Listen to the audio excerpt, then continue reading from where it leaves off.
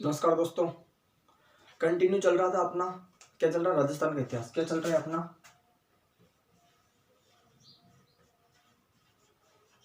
History. History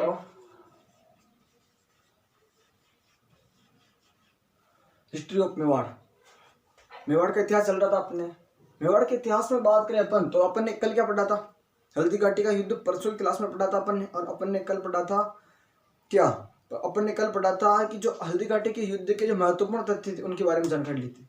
आज क्या पढ़ेंगे अपन दोस्तों? बेसिक से स्टार्ट करते हैं। सन 1580 में अकबर ने रहीम खान खाना को भेजा। कहाँ भेजा? 1580 में रहीम खान खाना को भेजा अकबर ने। 1580 में कहाँ पे? महाराणा प्रताप की खोज में। ये पूरे परिवार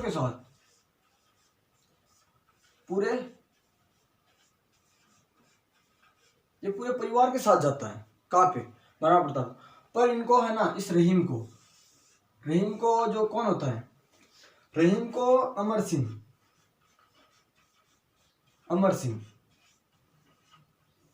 सिंह बंदी बना लेते हैं। रहीम को अमर सिंह बंदी बना लेता है और वापस महाराणा प्रताप के सामने पेश किया जाता है। और महाराणा प्रताप रहीम को आदर सहित, सम्मान सहित वापस अकबर की सेवा में भेज देते हैं।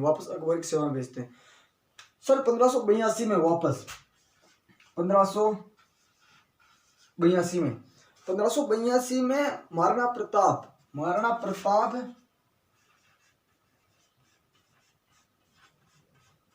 प्रताप एक मिनट।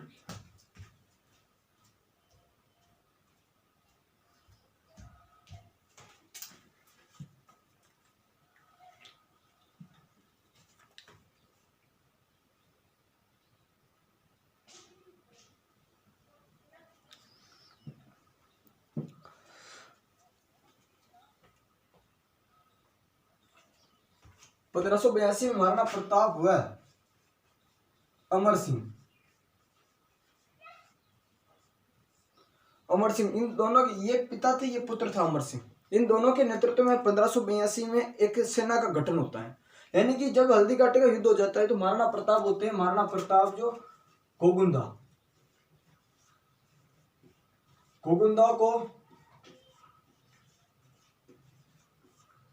को केंद्र बनाते हैं और तैयारी जारी रखते हैं।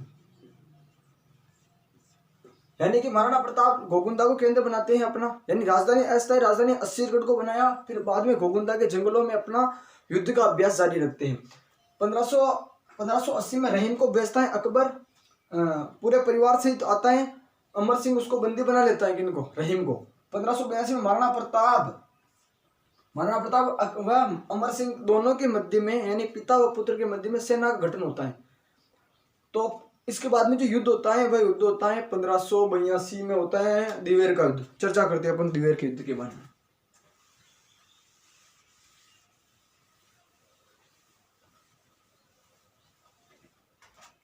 दिवेर का युद्ध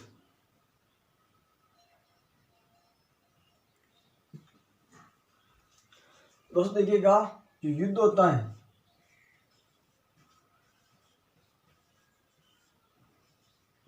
दिवेर का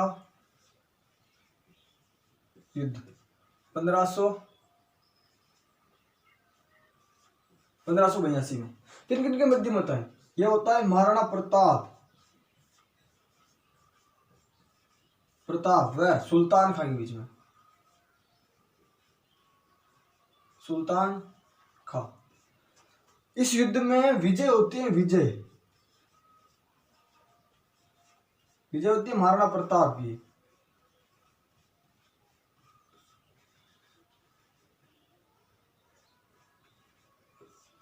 इस युद्ध में विजय किसकी होती है? महाराणा प्रताप होते हैं वह लगभग इस युद्ध में मेवाड़ चौकी पर हमला कर देते हैं। यानी कि मेवाड़ चौकी जो मेवाड़ में थी, मुगलों की जो चौकियां थी मेवाड़ में स्थापित, उन पर कब्जा कर लेते हैं और वापस अपना अधिकार स्थापित कर लेते हैं। और दोस्तों देखिएगा, इस युद्ध में ये युद्ध होता है, इसका अगर उपनामों की बात करें अपन, उपनामों की, तो इस युद्ध का उपनाम था मेवाड़ का marathon, marathon of Mewar. Haldi Ghati का दूसरा भाग, हल्दी घाटी का भाग, दूसरा भाग, यह कहा था कर्नल टोड ने और यह अंग्रेजी इतिहासकारों ने, अंग्रेजी इतिहासकारों ने, है ना। अंग्रेजी इतिहासकारों ने क्या कहा था?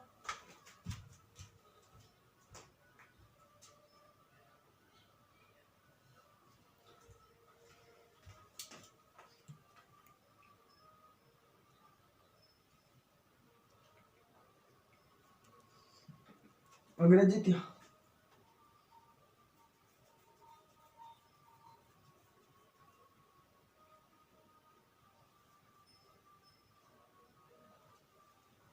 हो गया इतिहासकार। आगे बात करें अपन दिवेर के युद्ध के बारे में। तो ये जो दिवेर का युद्ध था इसे मेवाड़ का मैराथन कहा गया, क्यों? क्योंकि मैराथन का युद्ध था, मैराथन का युद्ध, जो मैराथन का युद्ध था वह फारस व यूनान के मध्य हुआ था और 490 ईसा पूर्व में। फारस कैमेल्डियार्स और यूनान मैकडियाल्स, फारस और यूनान के मध्य जो मैराथन हुआ, दिवेर का युद्ध हुआ था, क्योंकि इस युद्ध में सबसे कम सेना थी यूनान की और सबसे ज्यादा सेना थी फारस की। तो इस युद्ध में सर्वाधिक सेना थी अकबर की और कम सेना थी महाराणा प्रताप की, क्योंकि कहा जाता है, कर्नल जेम्स टोड ने लिखा है कि जो ये महाराणा प्रताप के सैनिक थे यह अपने से यानी कि जो 4 गुना सेना से भी नहीं डरते थे, नहीं डरते थे, 4 गुना सेना से भी नहीं डरते थे। इस प्रकार से यह युद्ध होता है, महाराणा प्रताप की विजय होती है। इस युद्ध में मांडलगढ़,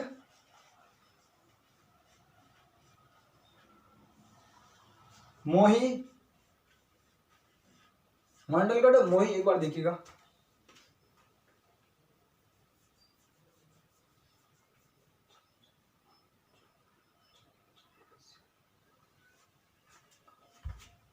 जावरगढ़, मांडलगढ़, जावर, चावंड, गोगुंदा,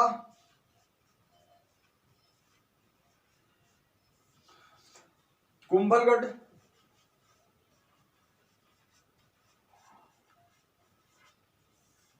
व अन्य राज्य या रियासत, इन रियासतों को वापस, इन पर अपना वापस अधिकार कर लेते हैं महाराणा प्रताप। तो दोस्तों यह था दिवेर का युद्ध। दिवेर के युद्ध के बाद में जो दिवेर का युद्ध था,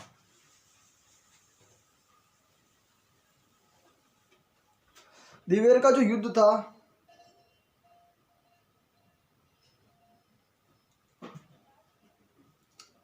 दिवेर के युद्ध के बाद में 4 अभियान भेजे, युद्ध के बाद में 4 अभियान, और 4 अभियान कौन कौन से थे? पहला अभियान था अकबर आए थे स्वयं, अकबर 1576। दूसरे नंबर पर आता है शाहबाज का, शाहबाज का 1580। तीसरी बार में आता है जगन्नाथ ओ रहीम 1580, और इसके बाद चौथे नंबर पर आता है जगन्नाथ, ये आता है 82 में। ये आते हैं युद्ध के बाद में इनको समझाने के लिए। जगन्नाथ की मांडलगढ़ में मृत्यु हो जाती है, जगन्नाथ कछवाहा थे, मांडलगढ़ में मृत्यु हो जाती है इनकी। अब बात करें अपन इनके बारे में। जो ये सुल्तान खां था, सुल्तान खां, इसको अमर सिंह ने घोड़े सहित काट दिया, घोड़े सहित काट दिया, काटा। और बहलोल लोधी भी था इस युद्ध में। बहलोल लोधी को महाराणा प्रताप ने सीधे भाले से सिर से नीचे तक भाला घुसा दिया, यानी भाले से आर पार कर दिया। तो दोस्तों ये थे वह युद्ध, यानी एक बार वो देखिएगा वापस आप।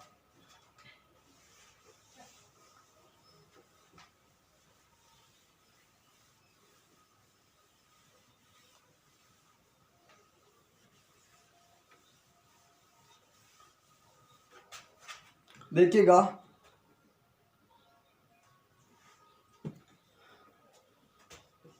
सुल्तान खां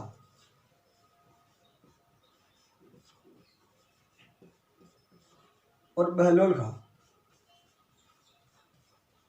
बहलोल लोधी। अमर सिंह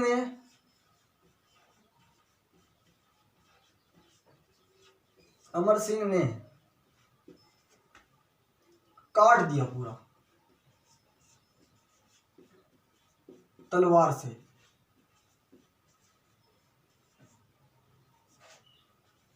पूरा का पूरा ही काट देता, बीच में से घोड़े सहित काट डाला। और अकबर बहलोल लोधी को भाले से चीर दिया महाराणा प्रताप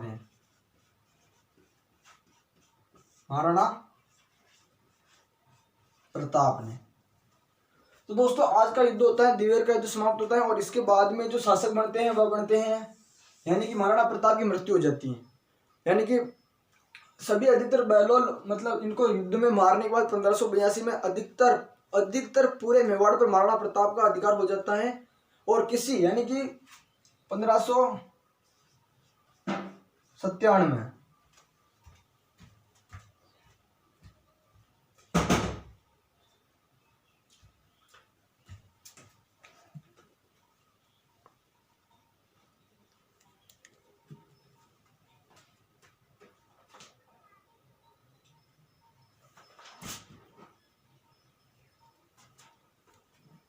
1597 में धनुष की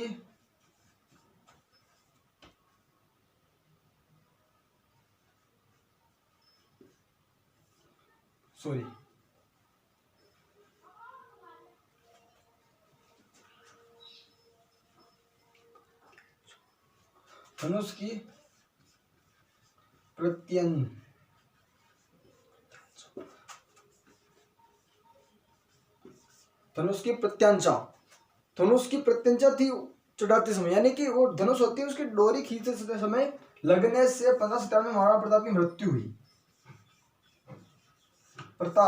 और इनके बाद में शासक बनते हैं महाराणा अमर सिंह। तो दोस्तों ये थे युद्ध। हल्दी घाटी को युद्ध पड़ा, बहलोल लोधी को मारा, दिवेर के युद्ध में सुल्तान खां को मारा। मुगल सेना इतनी कमजोर हो गई थी कि महाराणा प्रताप की मृत्यु पर अकबर भी रोया था। तो दोस्तों आज के लिए इतने, कल की क्लास में आप पढ़ेंगे अपन महाराणा अमर सिंह। तो दोस्तों वीडियो को लाइक शेयर और सब्सक्राइब जरूर करें। धन्यवाद। जय हिंद, जय भारत।